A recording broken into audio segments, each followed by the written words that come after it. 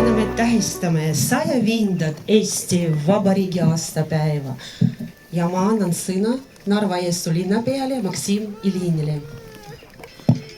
Tere hommikust, austatud Narva-Jõesuu rahvas, kallid Eesti Vabariigi kodanikud.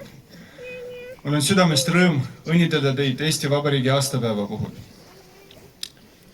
Terve maailm elab praegu väga kiiresti muutuval ajal ja isegi keerulisel ajal. Sellega loomulikult kasvavad ka teatud hirmud, mis edasi saab, mida homne päev meile toob. Täpselt aasta aega tagasi samal kuupäeval on alanud Ukraina sõda, mis paraku kestab seni. Sõnad Eesti riigikaitse ja riigi julgeolek pole kunagi veel varem olnud meile kõigile niivõrd tähtsad. Samas ma julgen väita, et Eesti rahvas pole kunagi kartnud oma tuleviku eest. See eeldas algusest peale niivõrd tugeva, iseseisva ja areneva riigi tekkimist. Praegune olukord maailmas on ilusti näidanud, et riigi suurus nii rahvaarvu kui ka territooriumi poole pealt pole nii tähtis.